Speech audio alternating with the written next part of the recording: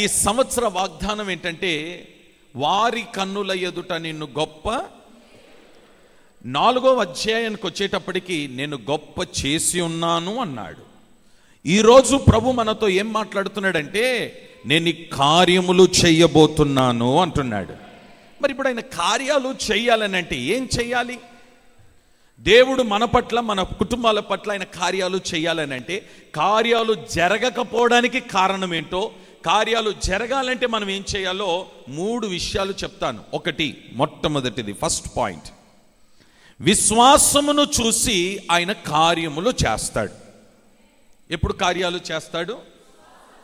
ఒకసారి అందరూ నా వైపు చూస్తూ చెప్పండి, నా విశ్వాసమును చూసి ఆయన కార్యాలు చేస్తాడు. ఇప్పుడు చెప్పండి, దేవుడు ఎప్పుడు కార్యాలు చేస్తాడు? నీ పక్కనున్న వారి విశ్వాసమా, నీ విశ్వాసమా? నేను మొన్న ఉపవాస పండుగల్లో ఈ యొక్క దైవిక స్వస్థత ఆరాధనలో విశ్వాసం గురించి 3 విషయాలు చెప్పినాను. విశ్వాసం 3 విధాలుగా ఉంటాయి. విశ్వాసం 3 విధాలుగా ఉంటాయి. మరలా మీకు ఎక్స్ప్లెయిన్ చేస్తాను, జాగ్రత్తగా వినండి. ఇద్దరు రండి.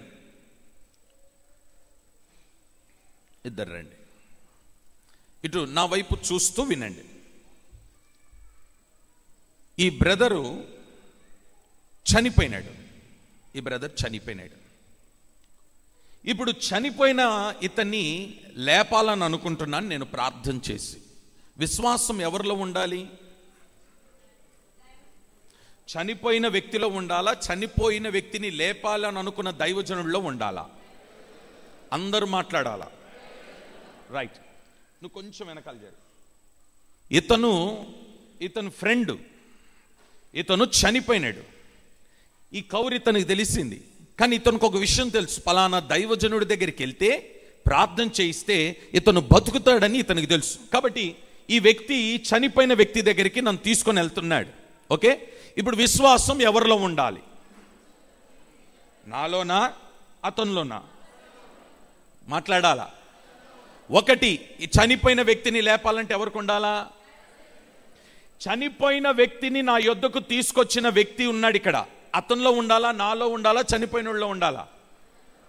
మాట్లాడండి. అతనిలో ఉండాలి. మూడవది, ఈ చనిపోవడానికి సిద్ధంగా ఉన్నాడు, ఇక కొర ప్రాణంలో ఉన్నాడు, ఆఖరి క్షణంలో ఉన్నాడు. ప్రభువా నన్ను బ్రతికించు అని కోరుతున్నాడు. ఇప్పుడు ఇతనిలో ఉండాలా విశ్వాసం, నాలో ఉండాలా? మాట్లాడండి. ఇప్పుడు ఎన్ని విశ్వాసం ఎంతమందిలో పనిచేయాలా? ఒకటి, చనిపోయిన వ్యక్తిని లేపాలనంటే దైవజనుల్లో ఉండాలి. రెండవది, చనిపోయిన వ్యక్తిని లేపాలని ఆశపడుతున్న ఆ యొద్దకు వచ్చిన వ్యక్తిలో కూడా, అంటే ఈ వ్యక్తిని తీసుకొచ్చిన మనిషిలో కూడా ఉండాలి. మూడవది, కొర ప్రాణములో ఉన్న వ్యక్తి అంటే రోగికి కూడా ఏముండాలా?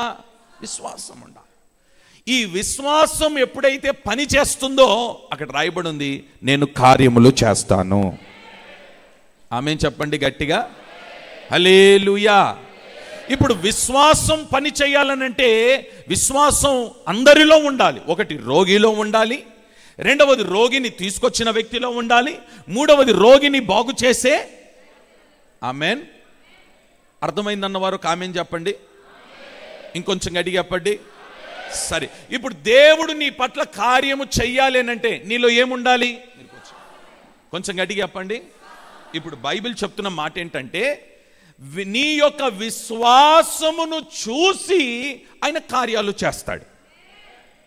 ఎవరి విశ్వాసమును చూసి? నీ విశ్వాసాన్ని. ఒకసారి రక్తస్రావణంతో బాధపడుతుంది ఓ తల్లి. యేసు ప్రభువారు ఆ గ్రామానికి వస్తున్నాడనే విషయం విని చాలా సంతోషపడిపోయింది. నాకు ఈ రోజుతో నా దరిద్రం వదిలిపోద్ది, నాకు గొప్ప కార్యం దేవుడు చేస్తున్నాడు. చాలా సంతోషపడిపోయి ఉరుకులాట్లతో, ఆరాటముతో ఆయనకు విషయాలన్నీ చెప్పొద్దాం అనుకొని పరిగెత్తుకుంటూ వచ్చింది. వచ్చిన మనిషి యొక్క ఆశ అంతా నిరాశగా మారిపోయింది. గల కారణం ఏంటంటే, తన సమస్య ఏదో యేసయ్యకు చెప్పాలనుకుంది. అక్కడ పరిస్థితులు ఎలా అయిపోయినాయి తెలుసా? సమస్య యేసయ్యతో చెప్పే పరిస్థితి అక్కడ కనబడలేదు. ఈ చరిత్ర మీ అందరికీ తెలుసు, కానీ దీంట్లో ఉన్న మర్మాన్ని చెప్తున్నాను, జాగ్రత్తగా వినండి.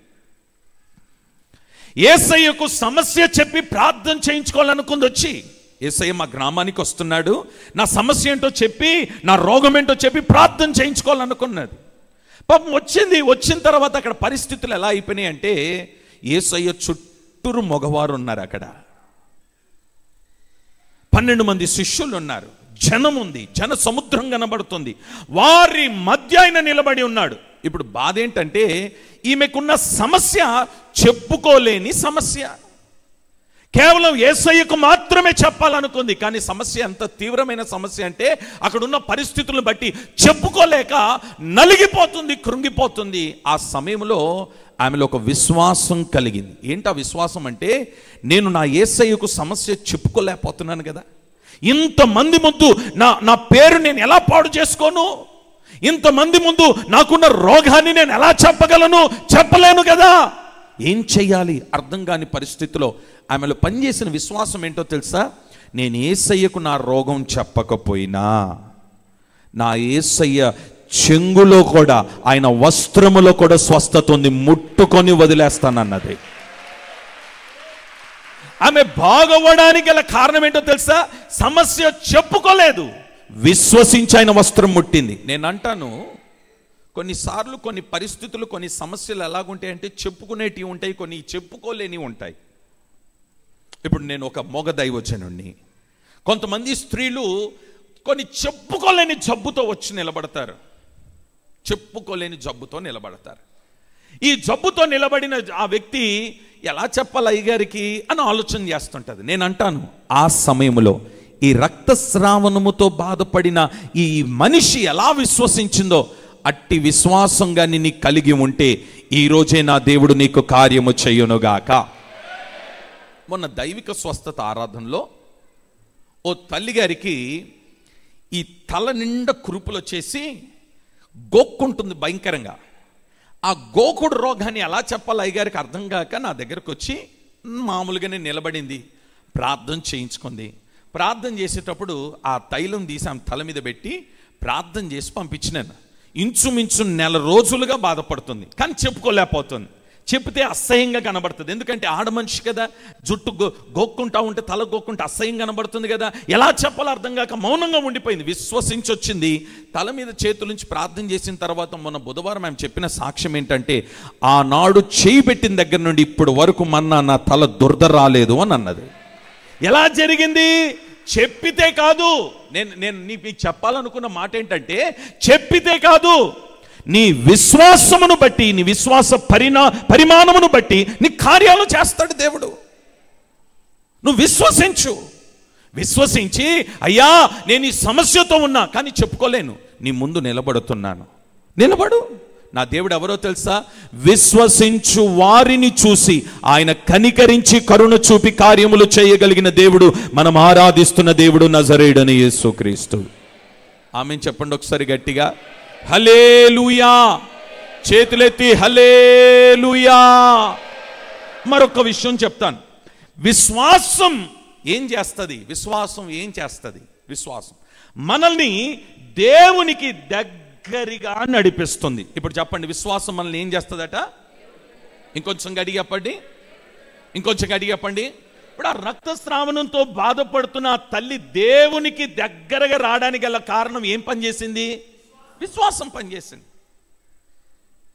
విశ్వాసముతో విశ్వసించి ఆయన దగ్గరికి వెళ్ళింది, విశ్వాసముతోనే వెళ్ళింది దగ్గరికి. ఏమని? ఆయనను ముట్టుకుంటే చాలు. నేను అంటాను, నువ్వు విశ్వసించగలిగితే దేవునికి దగ్గరగా సమీపముగా నువ్వు రాగలుగుతావు. దేవునికి దగ్గరగా సమీపముగా రావాలనుకున్న వారందరూ చేతులతో కామెంట్ చెప్పండి గట్టిగా. నీకేం ఉండాలి? అందరు మాట్లాడాలి గట్టిగా. సరే, మిమ్మల్ని ఏమని పిలుస్తాం మేము? కొంచెం గట్టిగా. విశ్వాసులైన మీలో ఏముండాలి? కొందరు ఎలాగున్నారో చెప్పనా? నేను చెప్పకూడదు కానీ చెప్తున్నాను. విశ్వాసులు కాస్త పిశాసులుగా తయారైనారు. ఎందుకు ఈ మాట చెప్పాల్సి వస్తుందంటే, విశ్వసించు వారిని కూడా అధైర్యపరిచే కొన్ని దురాత్మలు పనిచేస్తున్నాయి విశ్వాసంలో. కొంతమందికి ఎన్ని వర్తమానాలు చెప్పు, ఎంత బల్లగుద్ది చెప్పు, ఏవండి సంఘానికి ఎన్ని హెచ్చరికలు చెప్పు, పొర్రపాటున మరి పని చేయదు వారికి. ఈ మాటలు మరి జ్ఞాపకాల్లో ఉండవా, ఈ మాటలు తీసుకోరా, లేకపోతే ఈ మాటలు వారికి అర్థం కావట్లేదో నాకు అర్థం కాదు. కానీ నేను అంటాను, విశ్వాసమును దేవుడు పరీక్షిస్తున్నప్పుడు ఎందుకు నిలబడలేకపోతున్న విశ్వాసంలో, ఎందుకు విశ్వాసంలో నిలకడగా ఉండలేకపోతున్నావు, ఎందుకు విశ్వాసంలో పడిపోతున్నావు, ఎందుకు విశ్వాసంలో స్థిరముగా ఉండలేకపోతున్నావు? నా దేవుడు ఎవరో తెలుసా? విశ్వసించు వారిని చూచి కార్యములు చేసే దేవుడు ఆయన. మరి చూస్తున్న దేవుడు నీ విశ్వాసాన్ని పరీక్షిస్తున్నాడు కదా. నేను అంటాను, నా దేవుడు ఎలాంటి వాడో తెలుసా? ఆఖరి క్షణములో గుంటలో పడిపోవడానికి జారిపోతున్న సమయంలో నీ విశ్వాసాన్ని బట్టి నిన్ను చేయబట్టుకుని తప్పించగలిగిన దేవుడు మనం ఆరాధిస్తున్న దేవుడు. కానీ నీకు ఓపిక లేదే, నీలో ఓపిక లేదు, నీలో నిరీక్షణ లేదు, నీలో ఎదురు చూసే స్వభావం లేదు. కార్యం జరుగుతుందా, ఎప్పుడు జరుగుతుంది, ఎప్పుడు జరుగుతుంది అని అంటున్నావే కానీ కార్యము జరిగేంత వరకు ఎందుకు నీకు ఆ నిరీక్షణ లేదు? ఈరోజు విశ్వాసముతో ఎదురు చూడగలిగితే నా దేవుడు ఎవరో తెలుసా?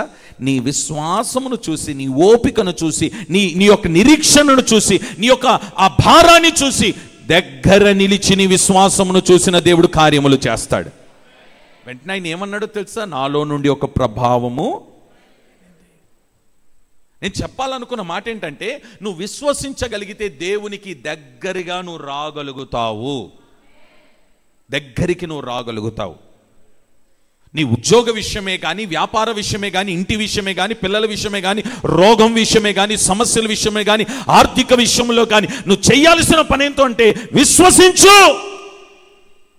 విశ్వసించు. ఎందుకు విశ్వసించలేకపోతున్నావు? ఈరోజు ప్రభు అట్టి విశ్వాసమును నీకు కలుగ చెయ్యునుగాక. ఆమేన్ చెప్పుకుందామా గట్టిగా? గమనించండి, మరొక మాట చెప్తాను. విశ్వాసమును గురించిన కొన్ని విషయాలు బైబిల్లో ఉన్న కొందరి భక్తులను మీ ముందు ఉంచి నేను మాట్లాడుతున్నాను. నేను బయట చరిత్రలు చెప్పడం నాకు అలవాటు లేదు, జాగ్రత్తగా వినండి. దైవజనుడైన ఏలియా మోకరించి ప్రార్థన చేస్తున్నాడు.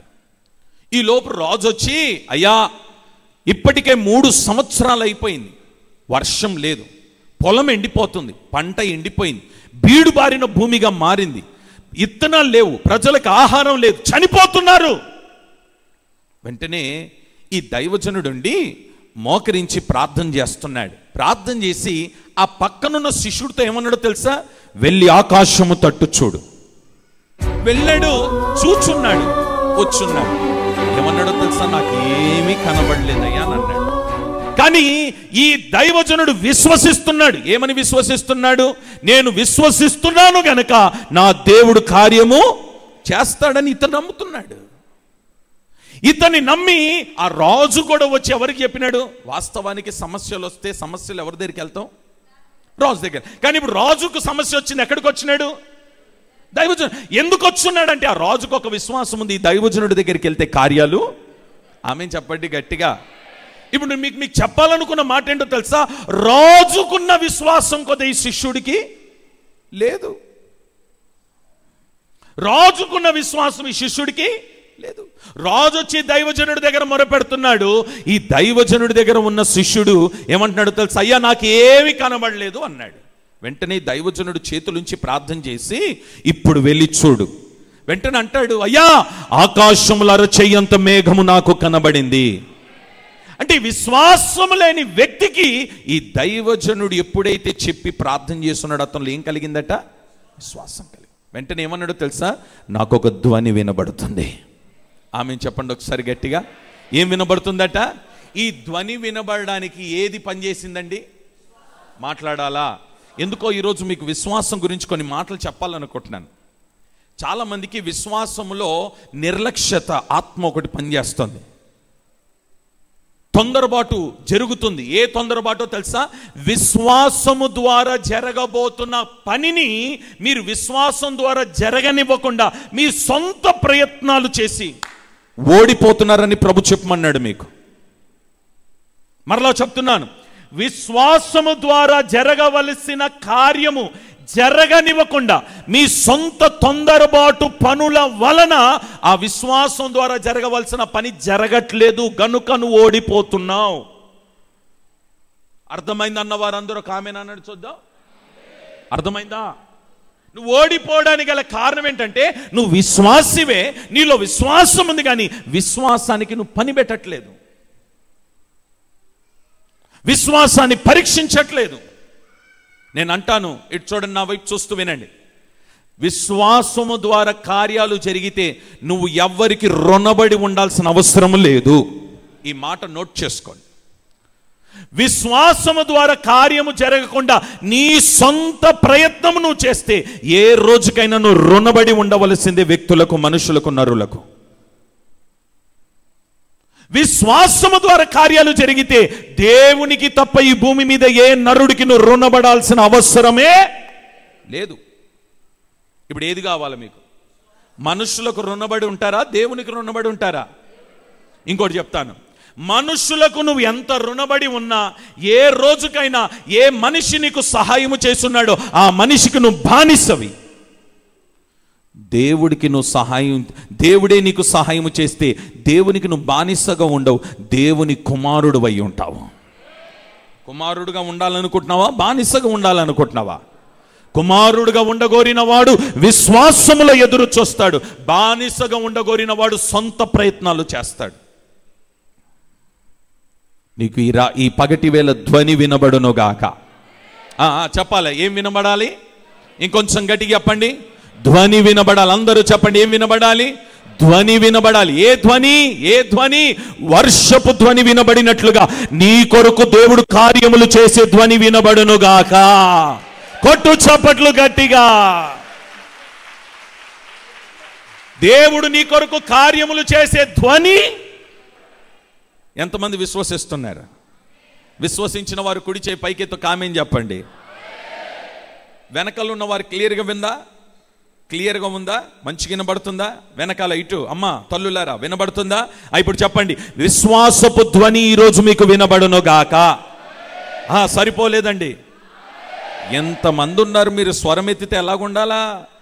చెప్పండి, కార్యములు చేసే ధ్వని వినబడును గాక. ఆ విశ్వాసం నీలో ఉండాలి.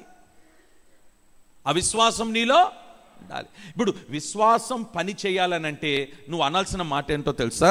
Not I but only Christ. నేను కాదు, క్రీస్తే నాలో ఉండునుగాక. చెప్పండి చెప్పండి చెప్పండి. నేను కాదు, నాలో క్రీస్తు పని చెయ్యునుగాక. చెప్పండి, నేను కాదు, నాలో క్రీస్తు పని చెయ్యునుగాక. నీలో క్రీస్తు పని చేస్తే నీలో ఏం పని చేస్తుంది? విశ్వాసం పని చేస్తుంది.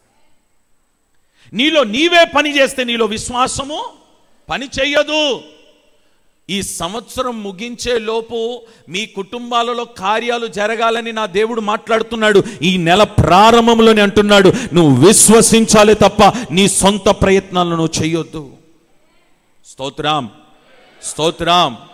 ఓ మాట చెప్పనా? మనుషుల దగ్గరికి వెళ్ళి అవమానముతో, సిగ్గుతో, ఏమండి నీ స్టేటస్ని, నీ స్థాయిని మర్చిపోయి ఇలా చేతులు చాపడానికి ఇష్టపడుతున్నావే, మనుషుని యొద్దకు వెళ్ళి అదే ఆకాశం వైపు చూసి ఉదయకాలమే చేతులు ఆయన వైపు ఎత్తగలిగితే, నేను అంటాను కదా, మనుషుల యొద్ద నువ్వు సహాయం అడుగుతున్నావు, ఈ సహాయం మళ్ళా ఏ రోజుకైనా నువ్వు తీర్చవలసిందే, ఇవ్వవలసిందే. దేవుని యొద్ద చేతులు చాపగలిగితే ఆయన మరలా నీ యొద్ద తీసుకోడు. గల కారణం ఏంటంటే మనుషునికి నువ్వు బానిసవు, దేవునికి నువ్వు కుమారుడు అయి ఉంటావు. Note this point. మనుషుడికి నువ్వు బానిసగా ఉంటావు, దేవునికి నువ్వు. ఇప్పుడు తండ్రి కుమారుని అడుగుతాడా రిటర్న్ ఇవ్వమని? అదే మనుష్యుడైతే అడుగుతాడు. యేసు నామములో నీ విశ్వాసము పని చెయ్యునుగాక. ఎంతమంది యాక్టివేట్ చేద్దాం అనుకుంటున్నారు విశ్వాసాన్ని? చేతులతో కామెంట్ చెప్పండి గట్టిగా.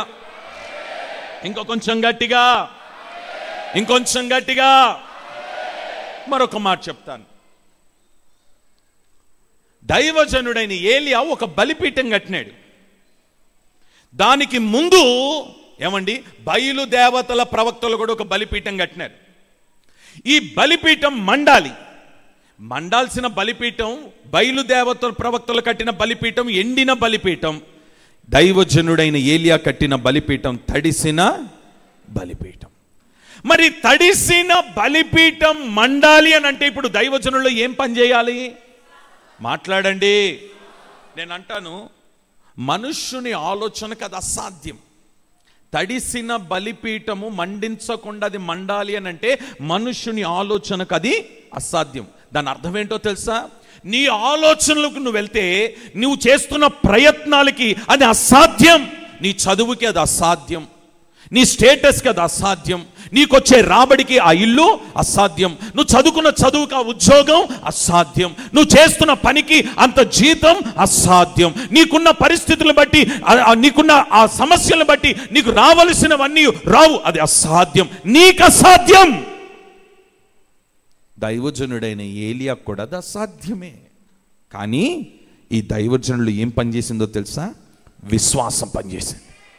ఈ విశ్వాసం ఏం చేసిందంటే తడిసిన ఆ బలిపీఠం మీదకి అగ్ని దిగడానికి విశ్వాసము ద్వారా పలికిన మాట అగ్ని ఆకాశము నుండి దిగి వచ్చి తడిసిన బలిపీఠాన్ని మండించింది. నేను అంటాను, ఈ పగటి వేళ నీ తడిసిన బలిపీఠం మండుతుందా మండదా? ఎట్లా చెప్పాలా? నువ్వు ప్రయత్నిస్తే అది మండదు. దేవుని మీద విశ్వాసం ఉంచితే, నీ ప్రయాస కాదు, నీ ప్రయత్నం కాదు కదా, విశ్వాసం అనే ఒక్క మాట నీ హృదయములో మెదలగలిగితే ఈ పగటి వేళ తడిసిన బలిపీఠాన్ని నా దేవుడు మండించునుగాక. ఆమేన్ చెప్పుకోండి గట్టిగా. ఇప్పుడు తడిసిన బలిపీఠం మండాలి అని అంటే ఏం పని చేయాలా చెప్పండి? విశ్వాసం.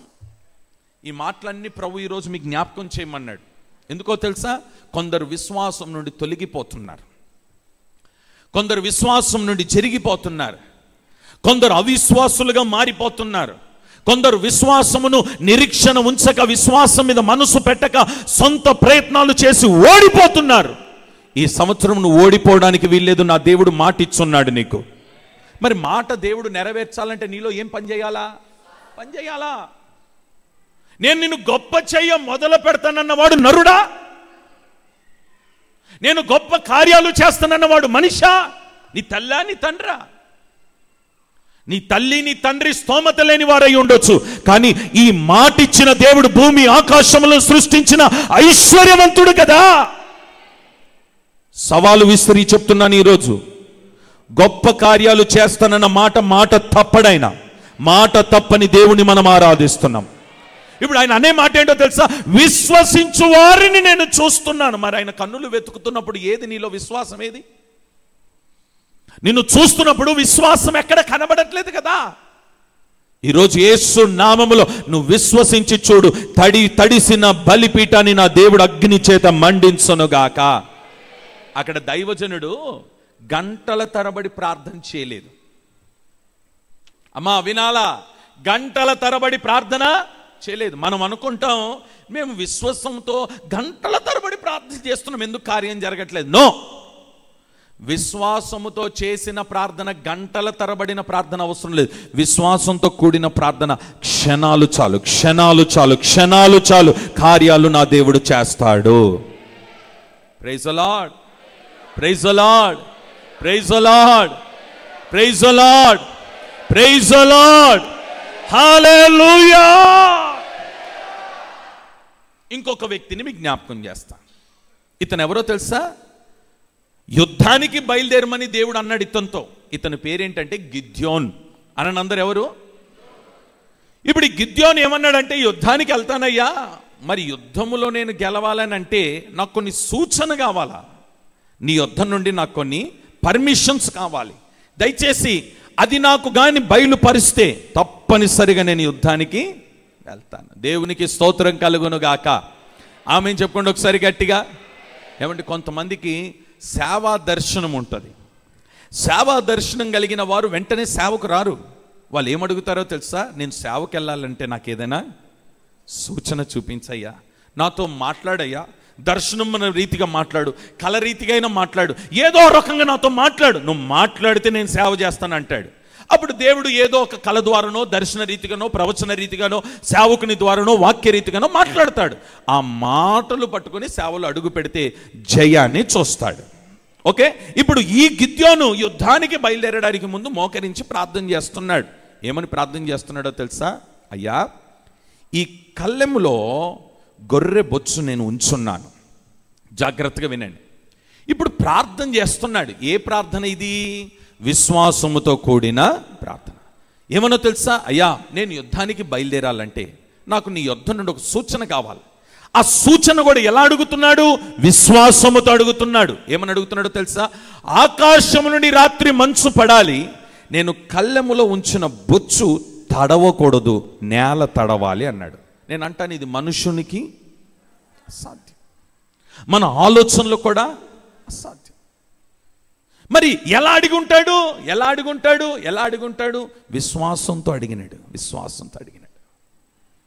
Praise the lord. ఆమేన్ చెప్తారా గట్టిగా? ఇంకొంచెం గట్టిగా చెప్తారా? మీకు మంచి మాట చెప్పనా? ఒకసారి ఓ దైవజనుడు సూర్యాపేటలో సేవ చేస్తున్నారు. సిల్వి గారని మీకు అందరికీ తెలుసు, మంచి పరిచయస్తుడు, మనకు కావాల్సిన మంచి దైవజనుడు. వారు ఓ స్థలం చూడడానికి, మందిరంకి ఒక స్థలం చూడడానికి దేవుడు ప్రేరేపిస్తే బండిలో బయలుదేరినాడు. దేవుని స్వరం వింటున్నాడు. స్వరం చెప్పున వెళ్ళినాడు. ఆ స్థలం దగ్గరికి వెళ్ళినాడు. స్థలం దగ్గర నిలబడిన తర్వాత దేవుడు అతనితో మాట్లాడుతూ, ఈ స్థలం నీకు ఇస్తానన్నాడు. ఆ స్థలం పక్కన పోలీస్ ఆఫీసర్ యొక్క ఇల్లు ఉంది. డిఎస్పీదో డీసీపీదో పెద్ద గవర్నమెంట్ ఇల్లే ఉంది. గెస్ట్ హౌస్ ఉంది. గెస్ట్ హౌస్ పక్కన మందిరం ఉంటే అల్లరి రాదా? శబ్దాలు రావా? వాడు పెట్టనిస్తాడా? పెట్టనివాడు కదా. ఈ స్థలం చూపించి దేవుడు ఇస్తానన్నాడు. ఈయన మతిపోయింది. పక్కనేమో గవర్నమెంట్ ఆఫీసు, పోలీస్ డిపార్ట్మెంట్, కమిషనర్ది. నేను ఇక్కడ మందిరం కడితే ఆయన కట్నిస్తాడా? కట్నివ్వడు కదయ్యా. మతిపోయింది. ప్రభు అంటున్నాడు, ఈ స్థలం నేను నీకు ఇస్తాను. విశ్వసించినాడు. అయ్యా, ఏం చెయ్యాలి? నీ జోబులో ఉన్న డబ్బులు తీసి ఆడబెట్టి ప్రార్థన చేసి వెళ్ళిపో అన్నాడు. జోబులో చెక్ చేస్తే 10 రూపాయల నోటు. ఆ 10 రూపాయల నోటు తీసి, ప్రభువా దీనికి భయాన ఇస్తున్నాను. మనుషులు ఎవరు లేరు. విశ్వాసంతో తీసి భయాన ఇస్తున్నట్టు ఆ నేల మీద పెట్టి ప్రార్థన చేసి వెళ్ళిపోయినాడు. ఈరోజు ఎకరమున్నర స్థలం దేవుడు ఆ దైవజనుడికి అనుగ్రహించున్నాడు. అక్కడ ఎలా జరిగింది? మాట్లాడండి. ఎలా జరిగింది? విశ్వాసం. ఇంకోటి చెప్పనా? కమిషనర్ ఆఫీస్ అక్కడనే ఉంది, మందిరం దానికంటే పెద్ద మందిరం దేవుడు అక్కడ కట్టించున్నాడు. వేల కొలది ప్రజలు వస్తున్నాడు. ఈ రోజు వరకు వాళ్ళ ద్వారా ఎలాంటి ఇబ్బంది దైవజనుడికి కానీ పరిచర్యకి కానీ కలగలేదు. గల కారణం ఏంటంటే ఆ రోజు ఈయన వేసిన అడుగు విశ్వాసముతో వేసిన అడుగు. ఇప్పుడు గిద్యోను అనే దైవజనుడు అంటాడు, మంచు పడాలి కానీ ఈ బొచ్చు మాత్రము తడవడానికి వీలు. ఉదయకాలం లేచినాడు. లేచి ఎలాగుందో పరిస్థితి చూద్దామని వెళ్తే కళ్ళెములో బొచ్చు అలాగునే ఉంది. మంచు నేలంతా తడిసింది, బొచ్చు మాత్రము తడవలేదు. దానికి గల కారణం ఏంటంటే విశ్వాసం. మరలా ఈ విశ్వాసాన్ని పరీక్షించడానికి మరుసటి దినమంట మరలా కళ్ళెములో బొచ్చు పెట్టి వెళ్ళి ప్రార్థన చేస్తున్నాడు. అయ్యా, ఈ రాత్రి కూడా మంచు పడాలి. పడితే బొచ్చు మాత్రమే తడవాలి, నేల తడవకూడదు. ఇది జరిగే పనా? నేను అనే మాట ఏంటంటే, మంచి వర్షం పడుతున్నప్పుడు తాడు మీద వైట్ చీర ఉతికి, మా అమ్మగారు వాళ్ళు ఉతికి ఆడ ఆరేస్తారు కదా. ఆడికి పోయి, ప్రవ్వా వర్షం పడుతుంది అయినా ఆరేసినండి, అయినా పడితే పడింది కానీ నా చీర మాత్రం అవుతుందా? అవుతుందా? అమాయకంగా చెప్పాకండి. అవుతుందా అవదా? మీరు అంటారు అవుతారని, నేను కూడా అంటాను అవుతానని. మనుషునికి అది అసాధ్యం, దేవునికి సమస్తము. విశ్వాసంతో ప్రార్థన చేసినాడు. మరుసటి దినం వచ్చి చూస్తే బొచ్చు తడిచింది, నేల ఎండిపోయింది. స్తోత్రం, హల్లెలూయా. దానికి పని చేయడానికి గల కారణం ఏంటంటే విశ్వాసమే. అందుకని దేవుడు ఈరోజు మనతో మాట్లాడుతూ అంటాడు, దేవుని కార్యములు మనము చూచుదుముగాక. మరి కార్యాలు చూడాలంటే దేవుడు నీలో ఏం చూడాలనుకుంటున్నాడు? విశ్వాసం చూడాలనుకుంటున్నాడు. మరి ఆ విశ్వాసం నీలో ఉందా? కుటుంబంలో కార్యం జరగాలని కోరుతున్నావు, వ్యాపారంలో కార్యం జరగాలని కోరుతున్నావు, ఉద్యోగంలో కార్యం జరగాలని కోరుతున్నావు, ఇంట్లో కార్యం జరగాలని కోరుతున్నావు, పిల్లల విషయంలో కార్యం జరగాలని కోరుతున్నావు. మంచిదే, నీ కోరిక మంచిదే. కానీ ఆ కోరికలన్నీ నెరవేరాలనంటే ఈరోజు ఒక తీర్మానం చేసుకొని నీ ప్రయాస పక్కన పెట్టి విశ్వాసం మీద నువ్వు ఆధారపడుదువుగాక. ఆమేన్ చెప్పండి గట్టిగా. దేని మీద ఆధారపడాలి? ఇంకొంచెం గట్టిగా చెప్పండి. విశ్వాసం మీద ఆధారపడు. విశ్వాసం మీద ఆధారపడు. రైట్.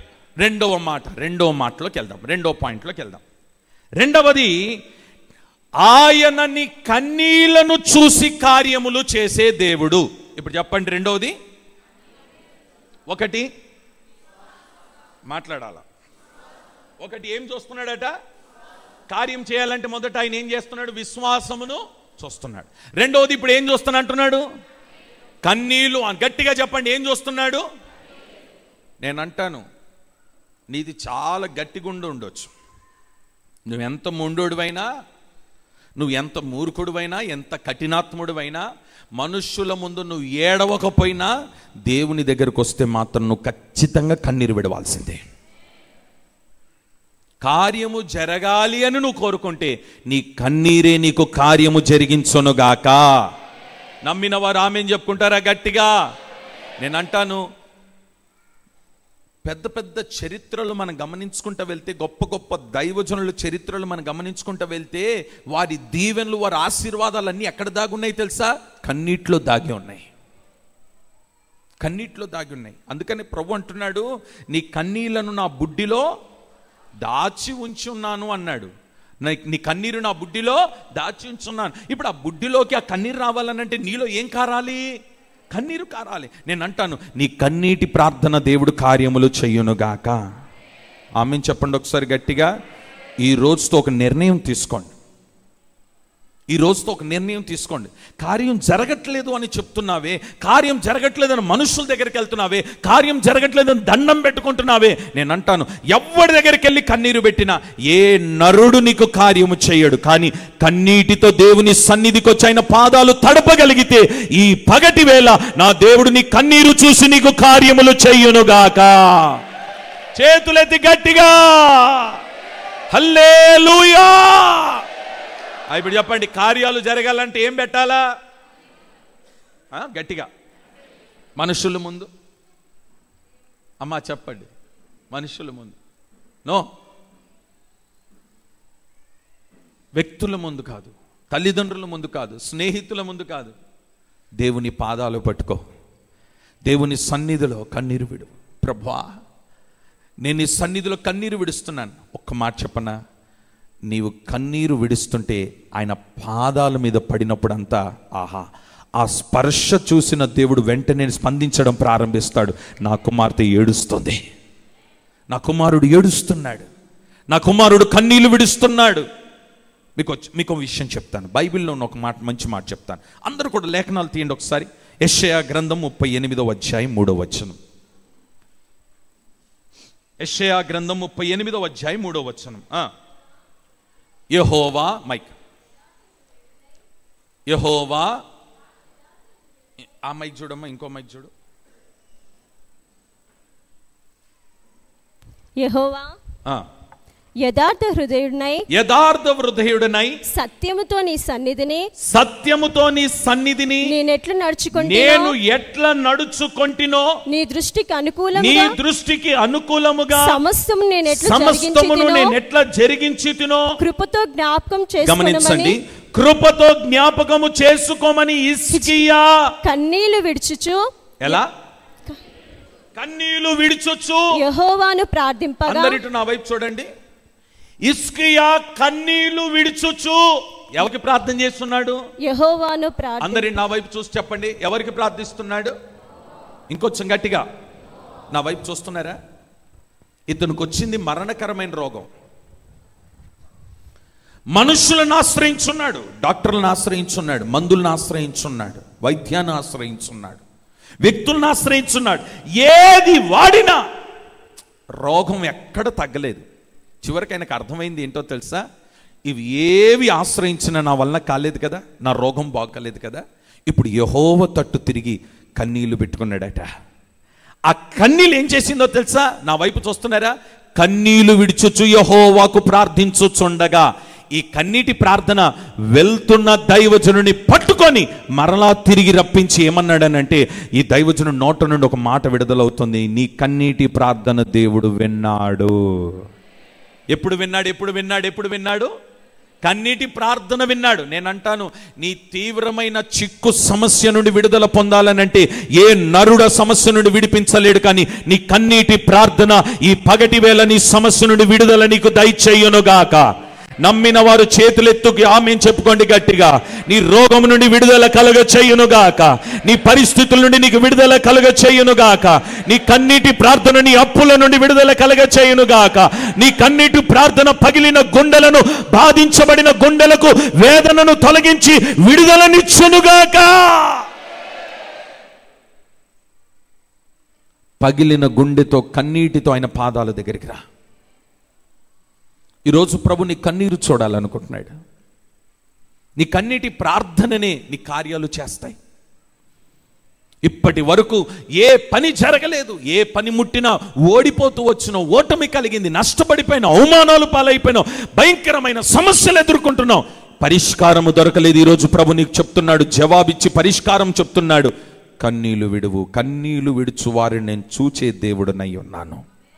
స్తోత్రం, ఆమేన్. ఇంకొంచెం గట్టి చెప్దామా? ఇసుకే ఆ కన్నీళ్లు విడవలేదా? ఏమండి, పిల్లలు పుట్టలేదని చెప్పి హన్నాను విడిచిపెట్టి ఇంకొక ఆమెను చేసుకున్నాడు.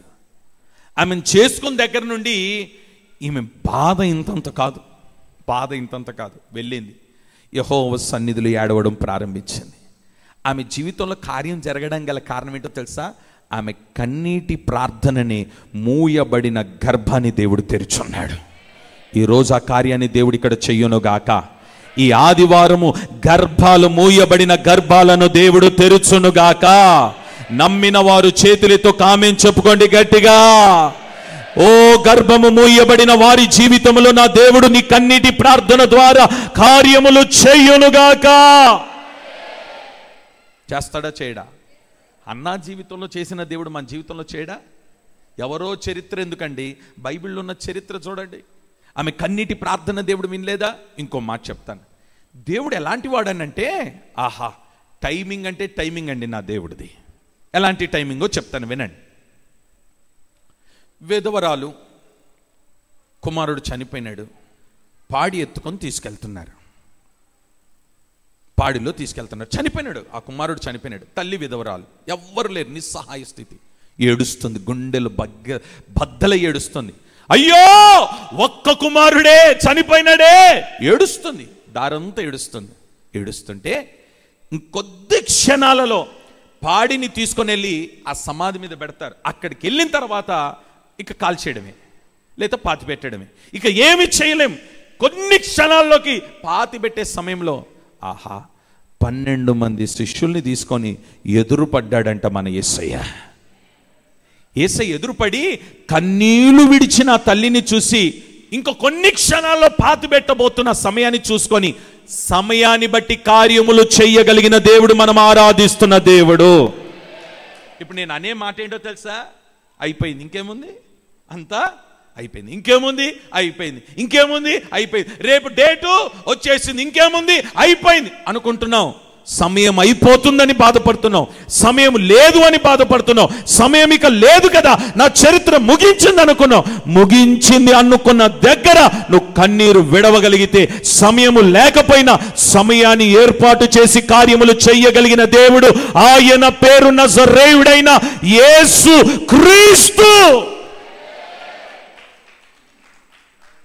ప్రైజ్ ది లార్డ్, హల్లెలూయా.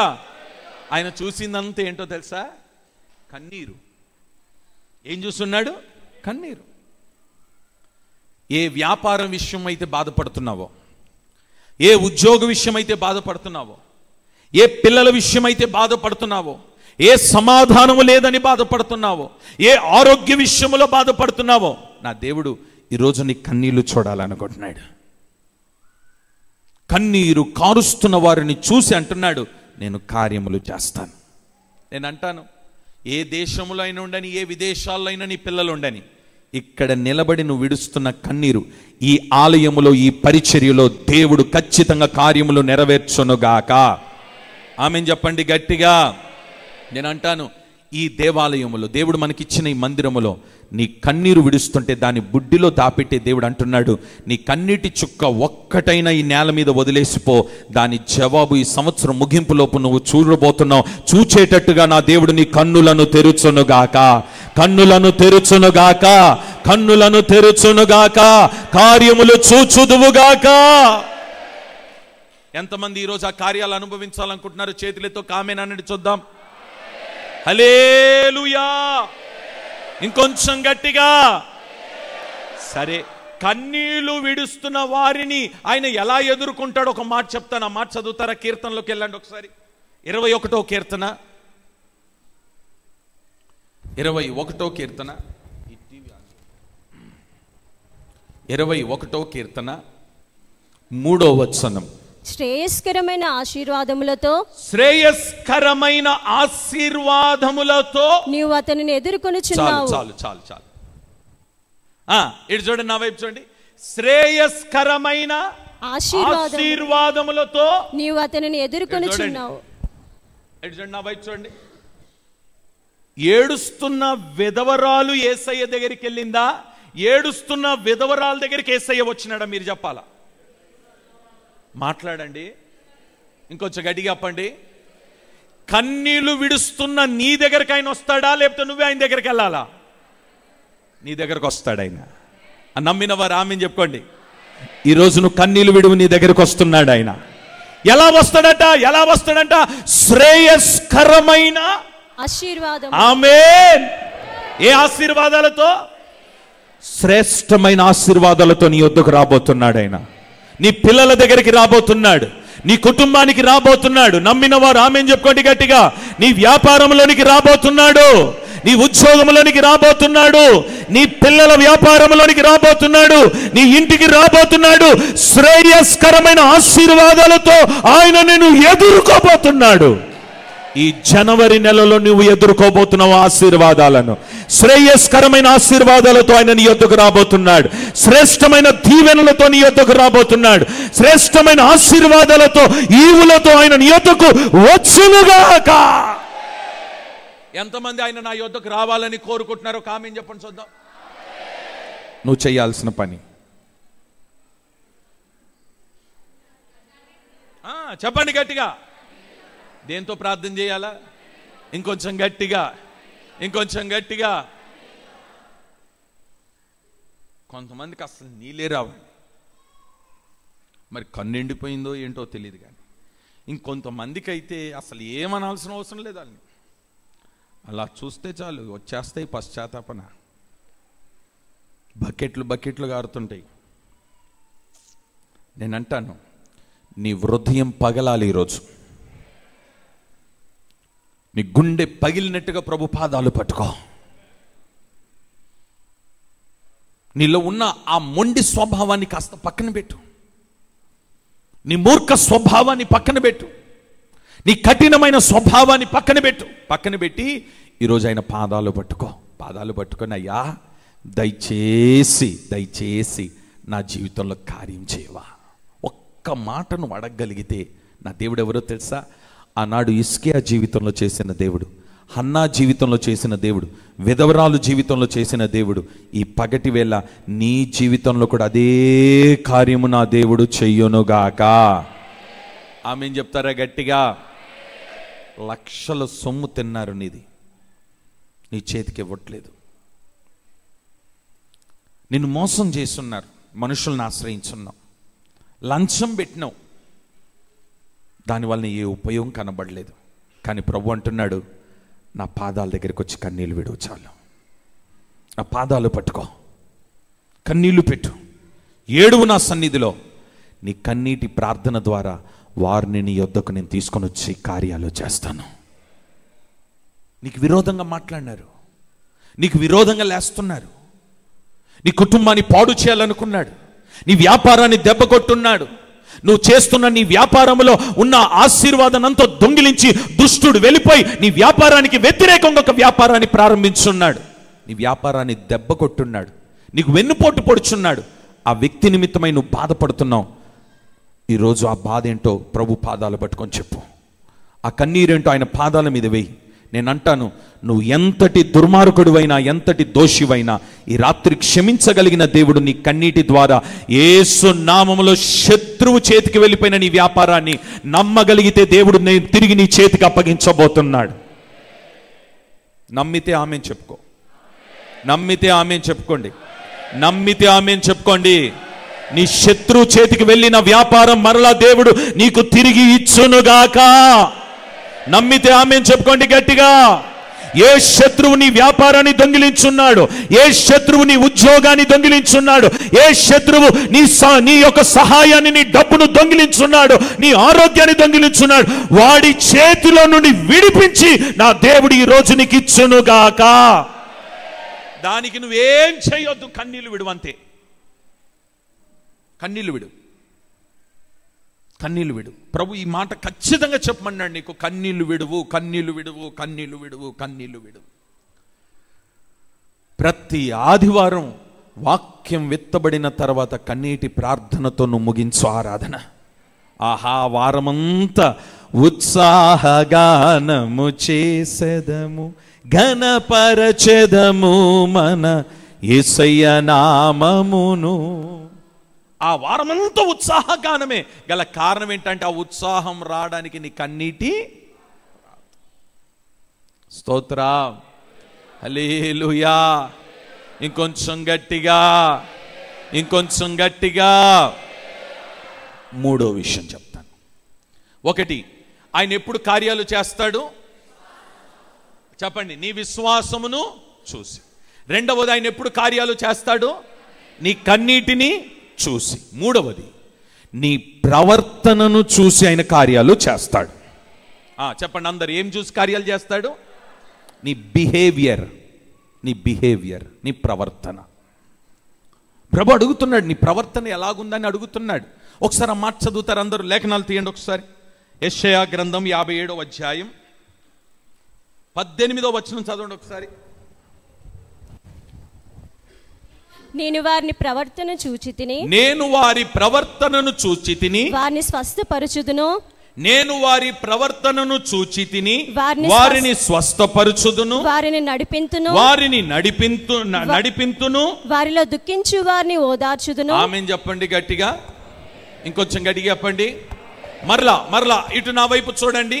సహోదరి చదువుతుంది, నా వైపు చూస్తూ వినండి. వారి ప్రవర్తనను చూసి వారిని స్వస్థపరచుదును. ఏం చేస్తాడంట? మీరందరూ మాట్లాడాలి. వారిని స్వస్థపరుస్తాను అన్నాడా లేదా? స్వస్థత ఎలా కలుగుతుంది? కొంచెం గట్టిగా చెప్పండి. వారి ప్రవర్తనను బట్టి వారికి స్వస్థత కలుగుతుంది. రెండవది, వారి ప్రవర్తనను బట్టి వారిని నేను నడిపిస్తాను. మూడవది, వారి ప్రవర్తన బట్టి వారికి ఆదరణ కలగ చేసి ఓదార్పు కలగ చేస్తాను. ఉందా లేదా అమ్మా? ఉందా లేదా? ఉందన్న. వారిలో దుఃఖించు వారిని ఓదార్చాలనంటే ఇప్పుడు ఆయన ఏం చూడాలనుకుంటున్నాడు నీలో? నీ ప్రవర్తన, నీ బిహేవియర్, నీ మాదిరి ప్రభు చూడాలనుకుంటున్నాడు. మీకు మంచి మాట చెప్తాను, నా వైపు చూస్తూ వినండి. దావీదు గారికి ఒక సమాచారం అందింది. ఏంటా సమాచారం అంటే, మందసం, ప్రత్యక్ష గుడారములో ఉన్న మందసం అది దేవుని ఆలయంలోనే ఉండాలి. దేవుని మందిరంలో ఉండవలసిన మందసం దేవుని మందిరంలో లేదు గనక మందసాన్ని తీసుకొని రావాలని అనుకున్నాడు. ఇప్పుడు మందసాన్ని తీసుకొని రావాలని అనుకున్నప్పుడు ఈ దావీదు ఎలాంటి వాడో తెలుసా? అందరిటి నా వైపు చూస్తూ వినండి. యుద్ధానికి బయలుదేరాలన్నట్టు ఎవరిని అడిగేవాడు? కొంచెం గట్టిగా. అయ్యా, శత్రువు వచ్చున్నాడు, యుద్ధం చేయాలి, ఏం చేయాలా? వెంటనే దేవుణ్ణి అడిగితే దేవుడు చెప్పేవాడు ఆలోచన. ఇదిగో ఈ దారిన వెళ్ళు, వీరితో వెళ్ళు, ఇంతమందిని ముందు పెట్టు, ఈ సైన్యంతో బయలుదేరు, దేవుడు చెప్పేవాడు. ఆ ఆలోచనతో వెళ్ళేవాడు, యుద్ధంలో జయం పొందేవాడు. ఏది చేయాలన్నా ఎవరిని అడుగుతాడు? ఇదే దావీదు ఇప్పుడు ప్రవర్తన మారింది. ఏం మారిందో తెలుసా? మందసం తీసుకొని రావాలనుకున్నాడు. ఇటు చూడండి, మందసం. ఇప్పుడు మందసం తీసుకొని రావాలనంటే ఎవరిని అడగాలి? మీరు చెప్పండి, ఎవరిని అడగాలి? ఈయన ఎవరిని అడిగినాడో తెలుసా? సంఘ పెద్దల్ని అడిగినాడు. మందసం తీసుకొని రావాలనంటే ఏం చేయాలో సంఘ పెద్దల్ని అడిగినాడు. ఆ సంఘ పెద్దలు ఏమన్నారో తెలుసా? మంచి సలహాదారులు, ఆలోచనలు ఇచ్చేవారు, తెలివినిచ్చేవారు, జ్ఞానం చెప్పేవారు, ఏమండి మంచి మంచి ఆలోచనలు ఇచ్చేవారు. ఏమన్నారంటే, ఏమండి దావీదు గారు, మమ్మల్ని అడిగినారు, నిజంగా కరెక్ట్ చేసినారండి, మమ్మల్ని అడిగి మంచి పని చేసినారు, మేము చెప్పింది వినండి అన్నారు. అని ఏమన్నారో తెలుసా? కొత్త ఎద్దు బండిని సిద్ధం చేయండి, కొత్త ఎద్దుల బండి సిద్ధం చేయి, మందసాన్ని దాని మీద తీసుకొని వద్దాం అని అన్నారు.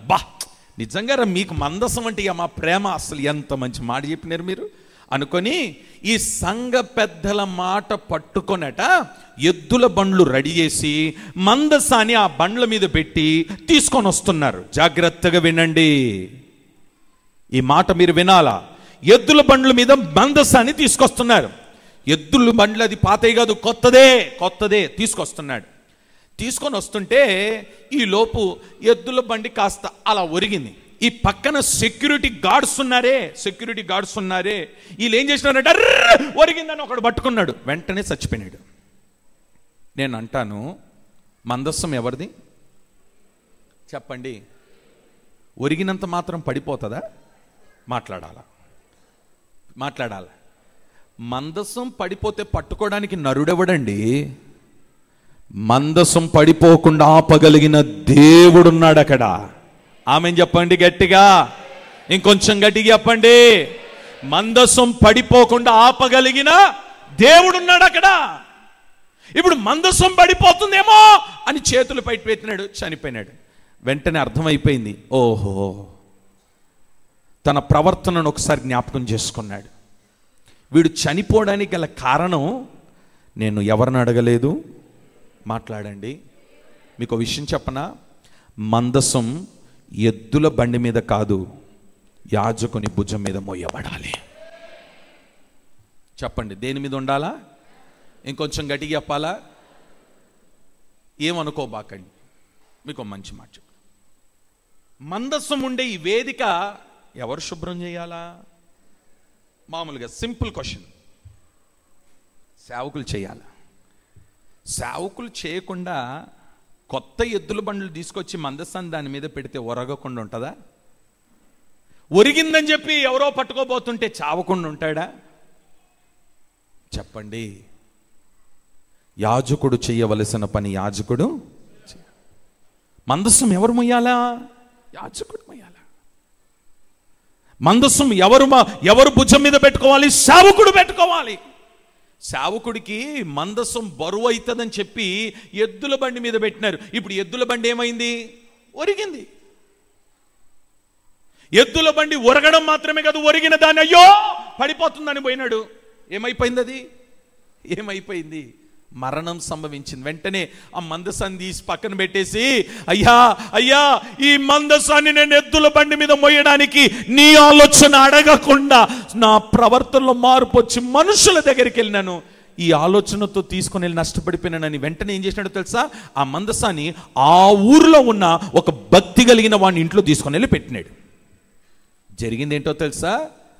ఆ భక్తి కలిగిన ఒబేదేదేము ఇల్లు ఆశీర్వదించబడింది. ఆమె చెప్పండి గట్టిగా. మరలా కొన్ని దినాలకు తెలుసుకున్నాడు, అమ్మో మందసం ఆ ఇంట్లో ఉంటే ఆశీర్వాదం ఉంది కనుక మరలా ఇక్కడికి రావాలని. అప్పుడు దేవుడిని అడిగినాడు, అయ్యా ఏం చేయమంటావు? అప్పుడు దేవుడు చెప్తున్నాడు, యాజకుల భుజం మీద మోసుకుంటూ తీసుకొని రా. ఇప్పుడు మందసాన్ని మోసుకొని వచ్చి పెట్టినారండి. ఆహా, ఎప్పుడైతే ఉండవలసిన స్థలములో మందసం ఉందో ఆ స్థలము, ఆ ప్రాంగణం అంతా దేవుని ప్రసన్నతతో నిండిపోయి దేవుని శక్తిని వారు చూడగలిగినారు. ఆమె చెప్పుకోండి ఒకసారి గట్టిగా, ఇంకొంచెం గట్టిగా చెప్పండి. నీ ప్రవర్తనలో మార్పు రాకూడదు. చెప్పండి, ఏం రాకూడదు? నీ ప్రవర్తనలో ఏం రాకూడదు? ఎవరు మొయ్యాలి మందసం? ఇతని ఎవరిని అడగాలి? దావీదు ఎవరిని అడగాలమ్మా? మీరు ఎవరిని అడగాలమ్మా? మీ ఓన్ డెసిషన్తో అడుగులు వేయబాకండి, సొంత నిర్ణయాలు తీసుకోబాకండి. ఏది కూడా సొంత నిర్ణయాలు తీసుకోవద్దు. మీరు ఏ నిర్ణయం తీసుకున్నా తిన్నంగా దేవుని దగ్గరికి వచ్చి, అయ్యా నన్ను ఏం చేయమంటావు? ఈ వ్యాపార విషయంలో ఏం చేయమంటావు? ఈ ఉద్యోగ విషయంలో ఏం చేయమంటావు? నా పిల్లల వివాహ విషయంలో ఏం చేయమంటావు? అడుగు ప్రభుని అడిగి డెసిషన్ తీసుకో. ఆ నిర్ణయాన్ని బట్టి నా దేవుడు ఏం చేస్తాడంటే మందసం కింద పడకుండా, మందసం ఏ రీతిగా ఓబేదేదోములో ఇంట్లో ఉందో ఆశీర్వదించబడిందో నీ గృహాన్ని కూడా నా దేవుడు అలాగో ఆశీర్వదించునుగాక. ఆమేన్ చెప్పుకుందాం ఒకసారి గట్టిగా. ఇప్పుడు యెషయా గ్రంథం 57వ అధ్యాయం 18వ వచనములో నీ ప్రవర్తనను చూచితిని, వారిని స్వస్థపరచుదును, నడిపింతును, వారిని ఓదార్తును అన్నాడు కదా. 17వ వచనములో ఏమన్నాడో చూడండి ఒకసారి. వారి లోభము వలన కలిగిన దోషమును బట్టి. ఈ మైక్ మానిటర్ లో కొంచెం పెంచు. వారి లోభము వలన కలిగిన దోషమును బట్టి నేను ఆగ్రహపడి వారిని కొట్టి తిని, నేను నా ముఖము మరుగు చేసుకొని కోపించి తిని, వారు తిరగబడి తమకిష్టమైన మార్గమును నడుచుచు. 17వ వాక్యములేమో నేను వారిని కోపగించుకున్నాను అన్నాడు. 18వ వాక్యములేమో వారి ప్రవర్తనను చూసి వారిని స్వస్థపరిచినను అన్నాడు. ఏంటి దానికి దీనికి ఉన్న తేడా ఏంటి? ఇటు చూడండి, నా వైపు చూడండి. వారిని కోపగించుకున్నాడు, వీరినేమో స్వస్థపరుచున్నాడు. దానికి రెండిటికి మధ్యలో కారణం ఏంటో తెలుసా? వారి మీద కోపగించుకోవడానికి వారి ప్రవర్తన, వీరిని స్వస్థపరచడానికి వీరి ప్రవర్తన. వారి ప్రవర్తనలో మార్పు వచ్చింది. వీరి ప్రవర్తన ప్రారంభం రక్షణ పొందినప్పుడు ఎలాగుందో నేటి వరకు వారి ప్రవర్తన అలాగునే. ప్రవర్తనలో ఏ మార్పు? ఆమెను చెప్పుకుందామా? ఆమెను చెప్దామా? నేను ఎవరిని క్రిటిసైజ్ చేసి మాట్లాడట్లేదు, మరలా చెప్తున్నాను, జాగ్రత్తగా వినండి. ప్రారంభము రక్షణ పొందినప్పుడు నీ ప్రవర్తన ఎలాగుందో మరణించేంత వరకు, చివరి శ్వాస వరకు నీ ప్రవర్తనలో మార్పు రాకుండా కాపాడుకొందువుగాక. ఆమెను చెప్పుకుందామా గట్టిగా? ఈరోజు చాలా మంది భ్రష్టులైపోవడానికి, చాలా మంది పతనమైపోవడానికి ముఖ్య కారణం ఏంటో తెలుసా? ప్రారంభంలో తగ్గింపు, ప్రారంభంలో ప్రార్థన జీవితం, ప్రార్థన మోకాల జీవితం, ప్రారంభంలో విధేయత, ప్రారంభంలో సేవకులంటే మర్యాద, ప్రారంభంలో మందిరం అంటే ప్రేమ, ఆసక్తి. రాను రాను రాను నీ ప్రవర్తనలో మార్పు వచ్చేసి సేవకుడు విలువ లేదు, మందస్సం అంటే విలువ లేదు, ఏమండి దైవజనుడు అంటే విలువ లేదు, మందిరం అంటే విలువ లేదు, ఏమండి అర్థమవుతుందా? ప్రార్థన అంటే విలువ లేదు. ఇక పూర్తిగా సేవకుల్ని అరే తురే అనేంత వరకు వచ్చేసినారు మన వాళ్ళు. ఇంకో మంచి మాట చెప్తాను. సేవకులు కూడా తోటి సేవకుని అరే అని అనకూడదండి, చాలా తప్పది. దేవుడు నీకు ఒక స్థాయి ఇచ్చి, ఒక చీఫ్ పాస్టరో, సెంట్రల్ పాస్టరో, ఒక ఇన్ఛార్జ్ పాస్టరో చేసినాడని చెప్పేసి నీ కిందున్నోడిని పట్టుకొని రేయ్, దానికి ఒక వయసు ఉంది. నా తండ్రి ఉన్నాడే, ఆ వయసు ఉండాలా. ఆ వయసు ఉండి మాట్లాడితే అదొక అందం. నీకు సమానమైన వయసు పెట్టుకొని అరే తురేలేంటండి బ్రదర్ అని పిలవలేమా? విశ్వాసులు కూడా సేవకులకు విలువ ఇవ్వకుండా మాట్లాడుతున్నారు ఈ మధ్య. పేర్లు పెట్టి పిలవడం, మర్యాద లేకుండా మాట్లాడడం, వాళ్ళతో పనులు చేయించుకోవడం. మందసం కొత్త ఎత్తుల బండి మీద ఎక్కిస్తేనే దావీదు మీదకి దేవుని కోపం దిగొస్తే, మరి మందసాన్ని పట్టుకొని నువ్వు పేర్లు పెట్టి పిలుస్తున్నావు, దేవుని కోపం దిగిరాదంటారా? నా ప్రశ్న ఇది. వస్తుందా రాదా సరళమ్మ గారు? వస్తుంది. నేనంటాను, చూడడానికి నీకు చిన్నగా కనబడినా దైవజనుడు దేవుని చేత ఏర్పాటు చేయబడినవాడు. వయసు చూడొద్దు ఎప్పుడు కూడా, వారి ముఖం కానీ, వారి వయసు కానీ, వారి ఆకారం కానీ చూడొద్దు. వారిలో ఉన్న అభిషేకాన్ని గమనించండి. ఆ దైవజనుడు కన్నీరు విడిచి నీ ఇంటికి వచ్చి చిన్న ప్రార్థన చేస్తే చాలు, నీ రోగం బాగవుతుంది, నీ రోగం బాగవుతుంది, నీకు స్వస్థత కలుగుతుంది. దానికి గల కారణం దేవుడు నీ ప్రవర్తన చూస్తున్నాడు. నీవు ఆ సేవకుడికి ఎలాంటి విలువిస్తున్నావో ఆ ప్రవర్తన చూసే నిన్ను స్వస్థపరుస్తాడు దేవుడు. మందసానికి నువ్వు ఇవ్వవలసిన విలువ ఎలాంటిదో అది చూసి నేను స్వస్థపరుస్తాడు. నీ ఇంటికి వచ్చిన దైవజనుడు నువ్వు గౌరవించకపోతే స్వస్థత ఎలా వస్తుంది? నీకు స్వస్థత ఎలా వస్తుంది?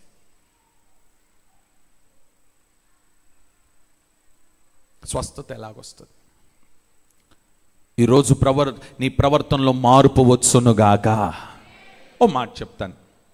యోబు గారు ఎంతమందికి తెలుసు అన్న వాళ్ళందరూ చేతులెత్తి చూయించండి. ఓ ఆ కాలం నుండి ఉన్నారా మీరు? బైబిల్లో చదివినారా? Okay, right right right. నేను అనుకున్నాను అప్పుడు ఎప్పుడు నుండో ఉన్నారేమో మీరు. ఇటు చూడండి, దేవుడు అన్ని ఇచ్చున్నాడు ఆయనకి.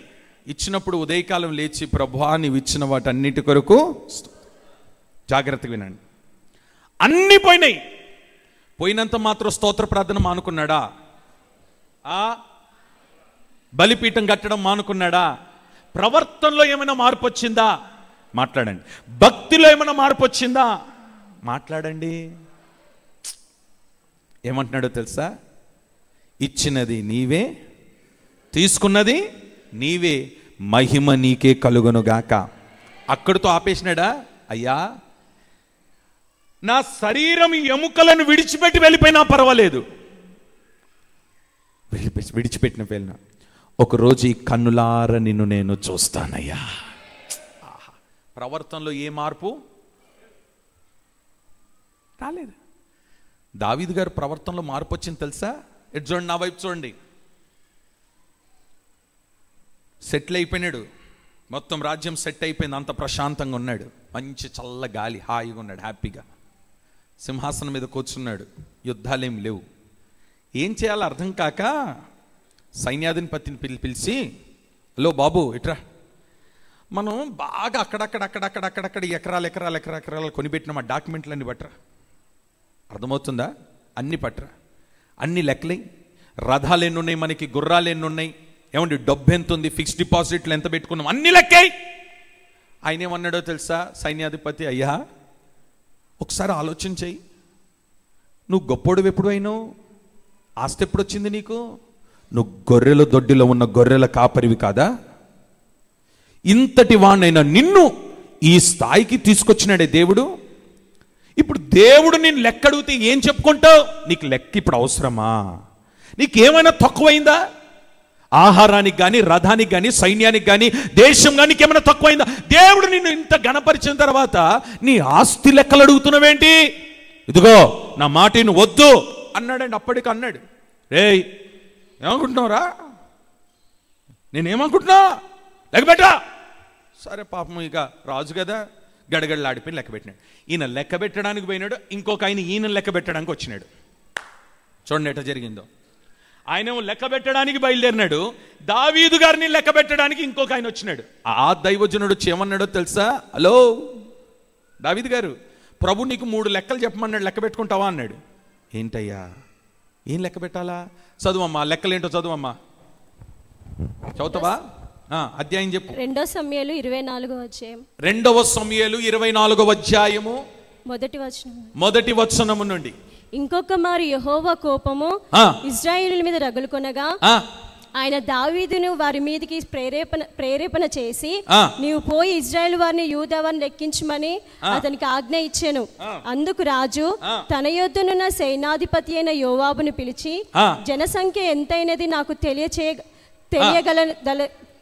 తెలియగలదలుకై దాన్ని మొదలుకొని బయర్షెబా వరకు ఇజ్రాయెల్ గోత్రంలో నువ్వు సంచారం చేసి వారిని లెక్కించమని ఆజ్ఞయ్యగా, యోవాబు జనుల సంఖ్య ఎంత ఉన్నను నా ఏలిన వాడును రాజువగు నీవు బ్రతికి ఉన్నా. అదంతా వదిలేసి ఆ దైవజనుడు వెళ్ళి ఏం చెప్పినాడో చెప్పమ్మా.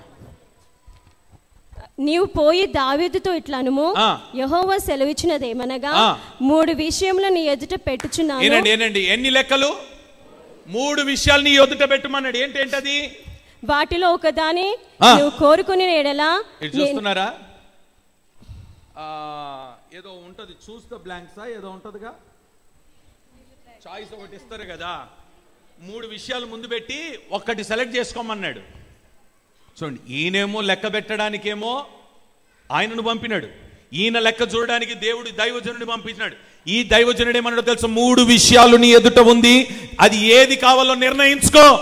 సరే, ఈయన అనుకున్నాడు 3 విషయాలు ఏదో ఒకటి మంచిది ఉంటదిలే, దాన్ని ఏదో టిక్కు పెడదాం అనుకున్నాడు. ఏమేమి ఉన్నాయో చూడండి అక్కడ. వాటిలో ఒక దాన్ని నువ్వు కోరుకుని నెడలా నేను అది నీ మీదకి రప్పించేదను. ఇటు చూడండి, నా వైపు చూడండి. ఇప్పుడు చదవమ్మా. కావున గాదు దావీదు నొద్దకు వచ్చి ఇట్లని సంగతి తెలియజెప్పాను, నీవు నీ దేశమందు 7 సంవత్సరములు క్షామం కలుగుటకు ఒప్పుకొందువా? చూడండి, 7 సంవత్సరములు ఈ దేశమునకు క్షామము అనగా కరువు కలుగుట నీ ఒప్పుకొందువా? ఎన్ని సంవత్సరాలు? 7. ఇది చూడండి ఒకసారి, ఎన్ని సంవత్సరాలు? 3 సంవత్సరాలు వర్షం పడకపోతేనే భూమి ఎండిపోయింది, ఆహారం లేదు, మనుషులు చచ్చిపోతున్నారు. 7 సంవత్సరాలు క్షామం వస్తే బతుకుతారా? 7 సంవత్సరాలు క్షామము కలుగుటాన్ని ఒప్పుకొందువా? రెండవది, నిన్ను తరుముచున్న నీ శత్రువుల ఎదుట నిలవలేక నీవు 3 నెలలు పారిపోటకు ఒప్పుకుందువా? చూడండి, శత్రువుల్ని తరుముకుంటూ వస్తారు, 3 నెలలు ఈ దేశాన్ని వదిలిపెట్టి పారిపోతావా? రెండవది, మూడో విషయం, నీ దేశమందు 3 దినములు తెగులు రేగుటకు ఎన్ని దినాలు? 3 దినాలు తెగులు వచ్చుటకు నువ్వు ఒప్పుకొందువా? ఎన్ని విషయాలు ఇప్పుడు? 1, 7 సంవత్సరాలు క్షామం, 3 నెలలు దేశం విడిచిపెట్టి వెళ్ళిపోవాలి, 3 రోజులు తెగులు. ఏది కావాలి నీకు అని అన్నాడు. చాలా తెలివిగలవాడిన మహానుభావుడు. 7 సంవత్సరాల క్షామం వస్తే ప్రజలు నన్నే చంపుకొని తింటారు, అమ్మో వద్దులే. రెండవది, 3 నెలలుగా నేను దేశం వదిలేసి వెళ్ళిపోతే వేరోడు వచ్చి సింహాసనం మీద కూర్చుంటాడు, ఆడు తరమడం నా వలన కాదు. ఏం చేయాలో అర్థం కాలేదు. వెంటనే ప్రభువా, ఎంత తెలివిగలవాడంటే, మనుషుల చేతిలో పడుట కంటే యెహోవా చేతిలో పడుటనే మేలు అనుకున్నాడు. జరిగిందేంటో తెలుసా? ఆ మాట అని ముగించినడో లేదో తెగులు బయలుదేరింది, కొన్ని వేల మంది చనిపోతున్నారు. ఆ చనిపోవడానికి కారస్తుడు ఎవరనంటే దావీదు. ఆ చనిపోయిన వాళ్ళ అమాయకులండి, వాళ్ళకి ఏం సంబంధం లేదు, కానీ వాళ్ళు చనిపోవడానికి కారస్తుడు ఎవరు? ఇతని ప్రవర్తన వారికి మరణంగా మారింది. ఈరోజు నీ ప్రవర్తనను బట్టి నీ కుటుంబానికి ఆ శాపం ఊరేగుతుందేమో, జాగ్రత్త, ప్రభు హెచ్చరించమంటున్నాడు. నీ ప్రవర్తనను బట్టే నీ వ్యాపారానికి దెబ్బ కొడుతుందేమో, ఒకసారి జాగ్రత్తగా చూసుకో. నీ ప్రవర్తనను బట్టే నీ పిల్లల భవిష్యత్తు పాడైపోతుందేమో, జాగ్రత్త చూసుకో. నీ ప్రవర్తనను బట్టే దేవుని ఆశీర్వాదము నీకు దూరం అయిపోతుందేమో, జాగ్రత్త పడు. ఇతని ప్రవర్తనలో మార్పు వచ్చింది, శాపం దిగొచ్చింది, తెగులు దిగొచ్చింది, కొన్ని వేల మంది చనిపోయినారు. చనిపోతే అప్పుడు అంటున్నాడు, అయ్యా నా ప్రవర్తనను బట్టి ఈ శాపం ఈ ప్రజల మీదకి వచ్చింది, దయచేసి నన్ను క్షమించు ప్రభు. క్షమించమని అడిగినంత మాత్రం ఏమండి చనిపోయిన వాళ్ళు తిరిగి వస్తారా? చెప్పరే. పశ్చాత్తపడి మరలా ధూపం వేసున్నాడు, బలిపీఠం కట్టినాడు, ప్రభు విజ్ఞాపన చేసుకున్నాడు, కన్నీళ్లు విడిచున్నాడు, వచ్చిన తెగులు ఆగిపోయింది. ఈరోజు ప్రభు తెగులు ఆపబోతున్నాడు. నీ ప్రవర్తన మారాలి. ప్రారంభం నువ్వు ఎలాగున్నావో ఒకసారి జ్ఞాపకం చేసుకో. ప్రారంభం నీ భక్తి ఎలాగుందో ఒకసారి జ్ఞాపకం చేసుకో. ప్రారంభం నువ్వు దేవుని సన్నిధిలో ఎలాగున్నావో జ్ఞాపకం చేసుకో. నీ ప్రవర్తనను ఈరోజు సరి చేసుకొని చూడు, నా దేవుడు కార్యములు చెయ్యనుగాక. 3 విషయాలు మాట్లాడుకున్నాం. 1, ఏం చూస్తున్నాడు ఆయన? రెండవది, కొంచెం గట్టిగా, కన్నీరు చూస్తున్నాడు. మూడవది, ప్రవర్తన చూస్తున్నాడు. ఈ 3 చూసినప్పుడు వాటిలను కరెక్ట్గా ఉండగలిగితే ఆయన కార్యములు చేస్తాడు. ఎంతమంది కార్యాలు నా దేవుడు చేయాలని ఆశపడుతున్నారు? చేతులతో కామేనని చూద్దాం. ఇప్పుడు మొదట నీలో ఏముండాలి? విశ్వాసం ఉండాలి. రెండవది, కన్నీటి అనుభవం ఉండాలి. మూడవది, నీ ప్రవర్తన మారాలి, నీ ప్రవర్తన సరిగ్గా ఉండాలి. దేవుని సన్నిధిలో ఒక్కసారి నీ ప్రవర్తన ఏమైనా పాడైపోయిందేమో ఒకసారి ఆలోచన చేసి పాదాలు పట్టుకుందాం. లేచి నిలబడి కన్నీటి ప్రార్థన ప్రారంభం.